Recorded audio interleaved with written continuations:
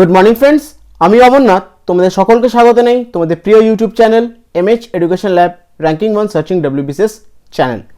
তো আজকে তোমাদের সাথে 6 জানুয়ারি 2021-এর কিছু ইম্পর্টেন্ট কারেন্ট অ্যাফেয়ার্সগুলোকে নিয়ে আলোচনা করব, তার সাথে ইম্পর্টেন্ট ফ্যাক্টস এবং স্ট্যাটিক জিকে নিয়েও ডিসকাস করব।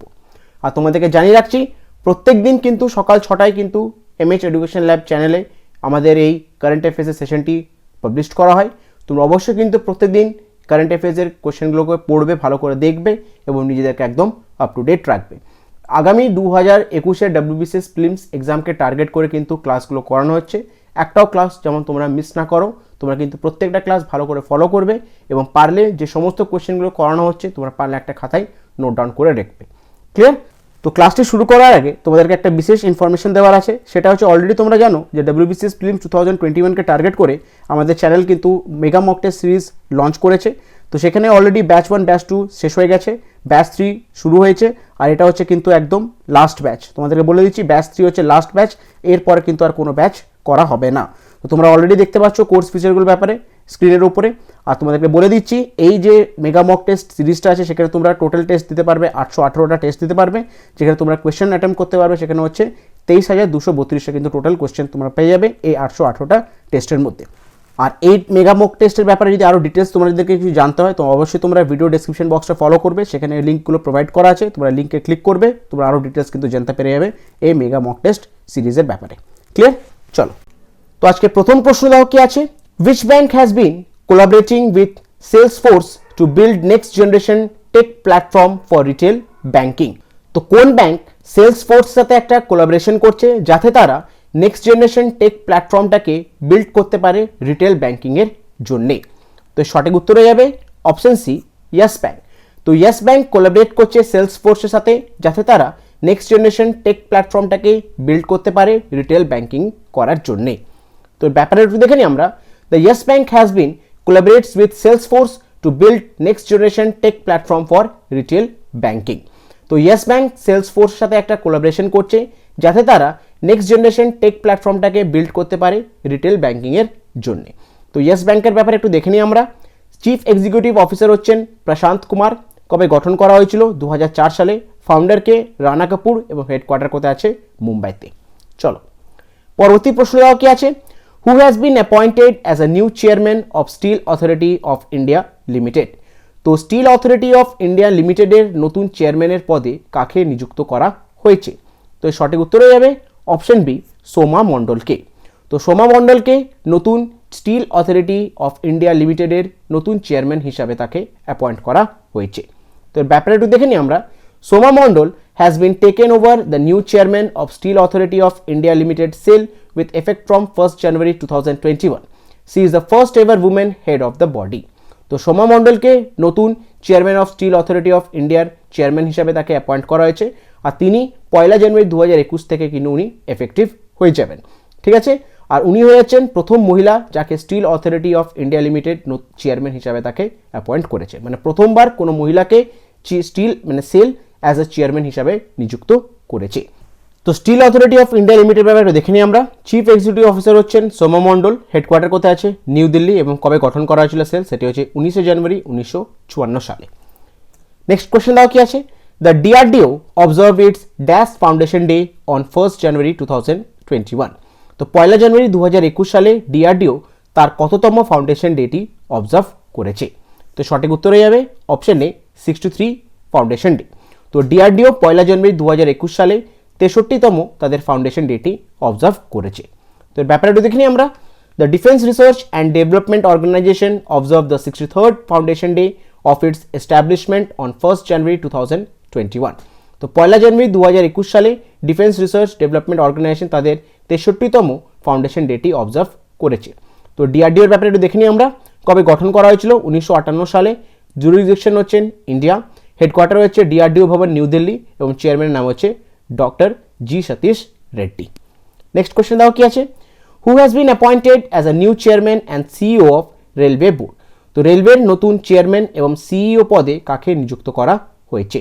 তো সঠিক উত্তর হয়ে যাবে অপশন সি, সুনীত শর্মা। তো রেলওয়ে বোর্ড নতুন চেয়ারম্যান এবং সিইও পদে সুনীল শর্মাকে নিযুক্ত করেছেন। তো ব্যাপারে একটু দেখে নিই আমরা। Sunil Sharma, a special class railway apprentice officer of 1978 batch, has been appointed as a new chairman and CEO executive officer of Railway Board, Ministry of Railway, and ex officio principal secretary to Government of India. তো সুনীল শর্মা 1978 ব্যাচের একজন railway apprentice officer, তো তাকে railway appoint করলো নতুন chairman এবং সিইওর পদে। Clear? চলো পরবর্তী প্রশ্ন দেওয়া কি আছে, the central government has removed the ban on which product export from 1 January 2021। তো 1 জানুয়ারি 2021 সাল থেকে সেন্ট্রাল গভর্নমেন্ট মানে কেন্দ্র সরকার কোন প্রোডাক্টকে তার ব্যানটাকে তুলে দিল যাতে তারা এক্সপোর্ট করতে পারে। ঠিক আছে, কিছুদিন আগেই মানে অনেক মাস আগেই সেই প্রোডাক্টটাকে এক্সপোর্ট করা বন্ধ করে দেওয়া হয়েছিল। তো 1 জানুয়ারি 2021 সাল থেকে কিন্তু সেই প্রোডাক্টটাকে রিমুভ করে দেওয়া হলো, ব্যানটাকে হাটিয়ে দেওয়া হলো, মানে তারা এক্সপোর্ট করতে পারে। তো সেই প্রোডাক্টটির নাম কি? তো সঠিক উত্তরে যাবে অপশন বি, অনিয়ন, মানে পেঁয়াজ। তো পেঁয়াজকে সেন্ট্রাল গভর্নমেন্ট 2021 সাল 1 জানুয়ারি থেকে কী করলো, ব্যানটাকে তুলে দিল, পেঁয়াজকে কিন্তু এখন এক্সপোর্ট করা যাবে। তো ব্যাপারটা দেখে নিই আমরা। The central government has remove the ban on onion exports from 1 January 2021। তো কেন্দ্র সরকার পেঁয়াজের উপরে যে এক্সপোর্টটা বন্ধ করে দিয়েছিলেন, তারা সেটাকে কিন্তু 1 জানুয়ারি 2021 সাল থেকে সেই ব্যানটাকে তুলে নিয়েছে। ক্লিয়ার? চলো নেক্সট কোশ্চেন দেওয়া কি আছে, archaeologist excavated fast food centre at which place. তো আর্কিওলজিস্টরা কোন জায়গাকে এক্সকাভেট করলো as a fast food centre হিসাবে? তো সঠিক উত্তরে যাবে অপশন ডি, পম্পি। তো পম্পি যে জায়গাটি আছে, আর্কিওলজিস্টরা সেই জায়গাটি এক্সকাভেট করলো as a fast food centre হিসাবে। তো ব্যাপারটা একটু দেখে নিই আমরা। 80 such fast food has been found at Pompeii. A fast food eatery at Pompeii has been excavated, helping to reveal dishes that were popularly for citizens of the ancient Roman city who were partial to eating out. তো পম্পি যে জায়গাটি আছে সেখান থেকে কিন্তু আর্কিওলজিস্টরা একটা এক্সকাভেট করে বার করলো যে 80 রকমের ডিফারেন্ট টাইপস অফ ফাস্টফুড সেখান থেকে কিন্তু পাওয়া গেছে। তার কিছু বিশেষ কিছু জিনিস পাওয়া গেছে, সেখান থেকে তারা রিভিল করলো যে প্রায় 80 রকমের ডিফারেন্ট টাইপস অফ ফাস্টফুড সেখান থেকে পাওয়া গেছে। ঠিক আছে, জায়গাটির নাম হচ্ছে পম্পি। আর এটাও তাদের ধারণা যে এনশিয়েন্ট রোমেন যে সমস্ত লোকজনরা ছিল তারা কিন্তু খুব খাবার প্রিয় ছিল। ঠিক আছে, তো সে কারণে কিন্তু পম্পি যে জায়গাটি আছে তারা সেটা হচ্ছে সেখানে কিন্তু সে সময়ের দিনে কিন্তু সে জায়গাটা হতে পারে একটা ফাস্টফুড সেন্টার হিসাবে ছিল। আর সেখানে কিন্তু প্রায় 80 রকমের কিন্তু ডিফারেন্ট টাইপস অফ খাবার সেখানে পাওয়া যেত। এটি কিন্তু আর্কিওলজিস্টরা যা গবেষণা করে বার করেছে। ক্লিয়ার? চলো পরবর্তী প্রশ্ন দেওয়া কি আছে, with which country the IAF announced first major war game involving Rafale fighter jets to take part in exercise Skyros। তো কোন দেশের সাথে আইএএফ ঘোষণা করে জানালো তাদের একটা প্রথম ওয়ার এক্সারসাইজ, ঠিক আছে, ওয়ার গেম এক্সারসাইজ, যেখানে নতুন যে 6টা রাফেল জেট ফাইটার জেট যারা আমরা কিনেছি, তো সেই ফাইটার জেটগুলোকে ইনভলভ করার জন্য, সেই ফাইটার জেটগুলোকে টেস্ট করার জন্য কিন্তু একটা ছোট্ট একটা এক্সারসাইজ করবে। সেই এক্সারসাইজটির নাম হচ্ছে স্কাইরস। তো এই স্কাইরস যে এক্সারসাইজটি করা হবে, আইএফ ঘোষণা করলো যে কোন দেশের সাথে এই স্কাইরস এক্সারসাইজটি করা হবে। তো সঠিক উত্তরে যাবে অপশন সি, ফ্রান্স।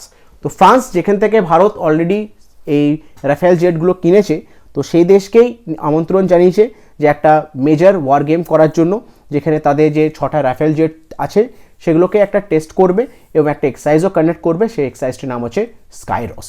ক্লিয়ার? তো ব্যাপারটা দেখে নিই আমরা। With France the IAF announces first major war game involving Rafale fighter jet to take part in exercise Skyros. তো ফ্রান্সের সাথে আইএএফ ঘোষণা করে জানিয়েছে যে তারা একটা মেজর ওয়ার গেম ইনভলভ করবে রাফেল জেটদের সাথে। আর এটা একটা এক্সারসাইজ যেখানে রাফেল জেটগুলোকে টেস্টও করে দেওয়া হবে এবং একটা এক্সারসাইজও করা হবে। আর সেই এক্সারসাইজটির নাম হচ্ছে স্কাইরস। ঠিক আছে, তো ফ্রান্সের সাথে কিন্তু এই এক্সারসাইজটি করা হবে। তো ফ্রান্সের ব্যাপারে একটু দেখে নিই আমরা। প্রেসিডেন্টের নাম হচ্ছে ইনামেল ম্যাক্রন এবং ক্যাপিটাল হচ্ছে প্যারিস। নেক্সট কোশ্চেন দেওয়া কি আছে, which committee has been conferred with the platinum award for excellence in digital governance.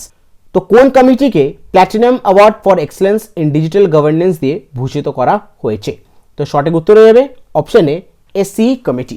তো এসসিই কমিটিকে platinum award for excellence in digital governance দিয়ে তাকে ভূষিত করা হয়েছে।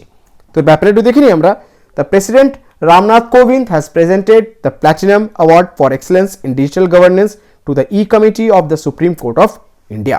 তো আমাদের মাননীয় রাষ্ট্রপতি শ্রী রামনাথ কোবিন্দ সুপ্রিম কোর্টের ই কমিটিকে ভূষিত করেছে platinum award for excellence in digital গভর্নেন্সটি দিয়ে। ঠিক আছে, চলো নেক্সট কোশ্চেন দেওয়া কি আছে, in which state first rice ATM has to be set up. তো কোন রাজ্যতে প্রথমবার একটা রাইস এটিএম সেট আপ করা হচ্ছে? তো সঠিক উত্তর হয়ে যাবে অপশন ডি কর্ণাটকাতে। তো কর্ণাটকা রাজ্যের মধ্যে বেঙ্গালুরু যে জায়গাটি আছে সেখানে স্লাম এরিয়াতে ভারতে প্রথমবার একটা রাইস এটিএমটি সেট আপ করার চিন্তাভাবনা চলছে। তো ব্যাপারটা দেখে নিই আমরা। Rice dispensing machine or a rice ATM will soon be set up in slum in Bengaluru. তো একটা রাইস ডিসপেন্সিং মেশিন অথবা একটা রাইস এটিএম যে কোনো মধ্যে একটা কিছুদিন মধ্যেই বেঙ্গালুরুর যে সমস্ত গ্রাম এরিয়াগুলোতে আছে সেখানে কিন্তু প্রথমবার ভারতের একটা রাইস এটিএমটি সেট আপ করার চিন্তাভাবনা চলছে। তো কর্ণাটকের ব্যাপারে একটু দেখে নিই আমরা। ক্যাপিটাল হচ্ছে বেঙ্গালুরু, গভর্নরের নাম হচ্ছে ভাজুভাই বালা এবং চিফ মিনিস্টারের নাম হচ্ছে বিএস ওয়াইদুরাপ্পা। ক্লিয়ার? চলো তো আজকে শেষ প্রশ্ন দেওয়া কি আছে, হু হ্যাজ লঞ্চড ইন্ডিয়ার first remote monitoring system of gas turbines. তো কে লঞ্চ করলো ভারতের প্রথমবার একটা রিমোট মনিটরিং সিস্টেম গ্যাস টারবাইন্সের জন্য? তো সঠিক উত্তর হয়ে যাবে অপশন বি আইওসিএল। তো আইওসিএল ভারতে প্রথমবার একটা রিমোট মনিটরিং সিস্টেম লঞ্চ করলো গ্যাস টারবাইন্সের জন্যে। তো ব্যাপারটা দেখে নিই আমরা। The Indian oil corporation limited has launch the India's first remote monitoring system of gas turbine in Hyderabad, Telangana. তো ভারতে প্রথমবার একটা রিমোট মনিটরিং সিস্টেম লঞ্চ করেছে গ্যাস টারবাইন্সের জন্য। সেটি কারা লঞ্চ করেছে? সেটি হচ্ছে Indian oil corporation limited, IOCL. তো আইওসিএল ভারতে প্রথমবার একটা রিমোট মনিটরিং সিস্টেম লঞ্চ করেছে গ্যাস টারবাইন্সের জন্য। আর কোথায় লঞ্চ করা হয়েছে? সেটি হচ্ছে হায়দ্রাবাদ, তেলেঙ্গানাতে। ঠিক আছে, তো আইওসিএল এর ব্যাপারে একটু দেখে নিই আমরা। চেয়ারপারসন হচ্ছে শ্রীকান্ত মহাদেব বিদ্যা, হেডকোয়ার্টার হচ্ছে নিউ দিল্লি এবং কবে গঠন করা হয়েছিল? 30 জুন 1959 সালে। ঠিক আছে, তো এগুলো ছিল আজকের বিশেষ কিছু কোশ্চেন কারেন্ট অ্যাফেয়ার্সের যেগুলো তোমাদের সাথে আলোচনা করলাম। আশা করছি প্রত্যেকটা কোশ্চেন তোমরা বুঝতে পেরেছো এবং আমি তোমাদেরকে বুঝাতে পেরেছি। এরপর তোমাদের একটা বিশেষ কাজ হচ্ছে, পারলে এই সমস্ত কোশ্চেনগুলো একটু খাতায় নোট ডাউন করে রেখো, কারণ পরবর্তীকালে যখন সে খাতাটা খুলে পড়বে তোমাদের পড়তে এবং বুঝতে জিনিসটি সুবিধা হবে। তো সে কারণে তোমাদেরকে রিকোয়েস্ট করে বলছি জিনিসগুলো একবার খাতায় নোট ডাউন করে নিতে। ক্লিয়ার? তো গতকাল তোমাদেরকে দুটো প্রশ্ন দিয়েছিলাম অ্যাজ আ হোমওয়ার্ক, তোমাদের সাথে একবার অ্যান্সারগুলো ডিসকাস করে নিই। প্রথম প্রশ্নটা কী ছিল? India's highest metrological centre has been set up in which place by Indian metrological department. তো ভারতের মেট্রোলজিক্যাল ডিপার্টমেন্ট কোন জায়গায় সব থেকে উঁচু একটা মেট্রোলজিক্যাল সেন্টার সেট আপ করেছে? তো সঠিক উত্তর ছিল অপশন বি লেহেতে। তো ইন্ডিয়ান মেট্রোলজিক্যাল ডিপার্টমেন্ট ভারতের মধ্যে সব থেকে উঁচু জায়গায় একটা মেট্রোলজিক্যাল সেন্টার সেট আপ করেছে, আর সেই জায়গাটা হচ্ছে লেহেতে। ক্লিয়ার? আর নেক্সট কোয়েশ্চেনটা কি ছিল? Who has won the ICC men's টি20 প্লেয়ার অফ দ্য ডিকে। তো আইসিসি মেন্স টি20 প্লেয়ার অফ দ্য ডিকে অ্যাওয়ার্ডটি কাকে দেওয়া হয়েছে? তো সঠিক উত্তর হয়ে যাবে অপশন এ রশিদ খান। তো আফগানিস্তানের একজন লেগ স্পিনার রশিদ খানকে টি20 আইসিসি মেন্স টি20 প্লেয়ার অফ দ্য ডিকের অ্যাওয়ার্ডটি দেওয়া হয়েছে। তো গতকাল কারেন্ট অ্যাফেয়ার্সের ক্লাস থেকে দুটো প্রশ্ন দিচ্ছি অ্যাজ এ হোমওয়ার্ক, তোমরা অবশ্যই আমাকে এর অ্যান্সারগুলো কমেন্ট বক্সে কমেন্ট করে জানাবে এবং এর পাশে যে সমস্ত ইম্পর্টেন্ট ফ্যাক্টসগুলো নিয়ে আলোচনা করেছি পারলে সেগুলো একটু আমাকে লিখে কমেন্ট বক্সে জানিও। তার প্রথম প্রশ্নটা দেখে নাও কি আছে। Who has been conferred with Tansen সম্মান ফর 2020। তো 2020 সালের তানসেন সম্মান অ্যাওয়ার্ডটি দিয়ে কাকে ভূষিত করা হয়েছে? তো অপশনগুলো দেখে নাও কী কী আছে। অপশন এ হচ্ছে পণ্ডিত সতীত ব্যাস, অপশন বি হচ্ছে পণ্ডিত বিদ্যাধর ব্যাস, অপশন সি হচ্ছে পণ্ডিত উল্লাস কলস্কর এবং অপশন ডি হচ্ছে পণ্ডিত দলচন শর্মা। তো যে অপশনটি কারেক্ট হবে তোমরা অবশ্যই আমাকে কমেন্ট বক্সের অ্যান্সারটি কমেন্ট করে জানাবে। আর সেকেন্ড কোশ্চেনটা কি আছে দেখে নাও। Who has engraved his name on MCG honour board. তো কে তার নিজের নামটিকে এমসিজি অনার বোর্ডে খোদাই করে লিখিয়েছে? তো অপশনগুলো কী কে দেখে নাও। অপশন এ হচ্ছে রোহিত শর্মা, অপশন বি হচ্ছে অজিঙ্ক্য রাহানে, অপশন সি হচ্ছে MS ধোনি, অপশন ডি হচ্ছে বিরাট কোহলি। তো এই চারটা অপশনের মধ্যে যে অ্যান্সারটি কারেক্ট হবে তোমরা অবশ্যই আমাকে কমেন্ট বক্সে কমেন্ট করে অ্যান্সারটি জানাবে। তো এই দুটো প্রশ্ন রয়েছে অ্যাজ এ হোমওয়ার্ক, তোমরা অবশ্যই কিন্তু আমাকে হোমওয়ার্কগুলো একটু কমেন্ট বক্সে জানিও। ক্লিয়ার? আর একটা ছোট্ট ইনফরমেশন তোমাদের কাছে শেয়ার করতে চাই। প্রত্যেক দিন টেলিগ্রাম চ্যানেলে কিন্তু প্রচুর ইনফরমেশন শেয়ার করা হয়। তোমরা এখনও যারা আমাদের MH এডুকেশন ল্যাবের টেলিগ্রামের সাথে যুক্ত হওনি তারা অবশ্যই কিন্তু MH এডুকেশন ল্যাবের টেলিগ্রামের সাথে যুক্ত হয়ে যাও। লিঙ্ক ডেসক্রিপশন বক্সে নিচে দেওয়া আছে, তোমরা সেখানে ক্লিক করো, দিয়ে MH এডুকেশন ল্যাবের অফিসিয়াল টেলিগ্রাম চ্যানেলের সাথে যুক্ত হয়ে যাও। ক্লিয়ার? তো আজকে ক্লাসটি আমি এখানে শেষ করছি। যদি তোমাদের ক্লাসটি ভালো লেগে থাকে, ইনফরমেটিভ লেগে থাকে, অবশ্যই তোমাদেরকে রিকোয়েস্ট করবো ভিডিওটাকে লাইক করার জন্য, ভিডিওটা নিজের বন্ধু বান্ধব গ্রুপসের মধ্যে শেয়ার করো এবং এখন যারা চ্যানেলটিকে সাবস্ক্রাইব করোনি অতি অবশ্যই রিকোয়েস্ট করে বলবো প্লিজ চ্যানেলটা সাবস্ক্রাইব করো এবং বেল আইকন নোটিফিকেশনটাকে ক্লিক করে রেখো। যখনই কোনো ভিডিও আপলোড হবে চ্যানেলে তোমাদের কাছে নোটিফিকেশন চলে যাবে। Thank you.